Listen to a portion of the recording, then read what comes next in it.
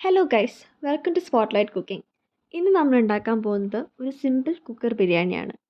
അതിനാദ്യം കുറച്ച് അനിയൻസ് എടുത്തിട്ട് ആവശ്യത്തിന് കോക്കനട്ട് ഓയിലും ഗീയും എടുത്ത് 2 പ്രാവശ്യത്തായിട്ട് വറുത്തെടുക്കണം. ഇനി നമ്മൾ അതിലേക്ക് ആവശ്യത്തിന് കാഷ്നട്ടും വറുത്തെടുക്കുന്നുണ്ട്. ഇനി നമുക്ക് ചിക്കൻ മാരിനേറ്റ് ചെയ്യാം. ഇവിടെ എടുത്തിരിക്കുന്നത് ഒരു 750 ഗ്രാം ചിക്കനാണ്.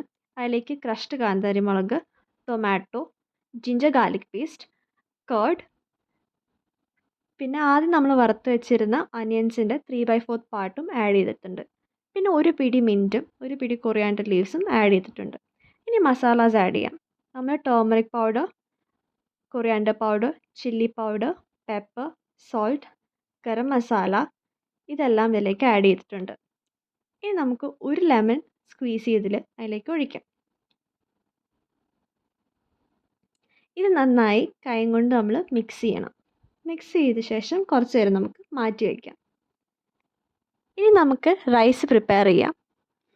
അതിനുവേണ്ടി ഒരു 2 ടേബിൾ സ്പൂൺ നെയ്യ് എടുത്തിട്ട് അതിനകത്തേക്ക് കുറച്ച് മസാലകൾ ഇടാനുണ്ട്. അതായത് കുറച്ച് ഏലക്കായ, കറുകപ്പട്ട, ഗ്രാമ്പൂവ്, തക്കോലം ഇവ ഇട്ട് പൊട്ടിച്ച ശേഷം ഈ ഒരു 800 ഗ്രാം ജീരകശാല അരി എടുത്തിട്ട് അത് അരമണിക്കൂർ കുതിർത്തതായിരിക്കണം.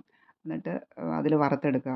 വറുത്തെടുത്ത ശേഷം നമ്മൾ ചിക്കൻ നമ്മൾ കുക്കറിൽ വെച്ച് നന്നായിട്ട് വേവിച്ചെടുക്കണം. തുറന്ന് തന്നെ വേവിക്കണം. വിസിലിടാതെ തന്നെ വെയിറ്റ് ഇടാതെ തന്നെ തുറന്ന് വേവിച്ചെടുത്തിട്ട് അതിനകത്ത് ഈ അരി വഴറ്റിയത് അതിനകത്തിട്ടിട്ട് 1 ഗ്ലാസ് അരിക്ക് 1.25 ഗ്ലാസ് വെള്ളം എന്നുള്ള രീതിയിൽ ചൂടുവെള്ളം ഒഴിച്ചിട്ട് അത് ഒരു വിസിലടുപ്പിക്കുക.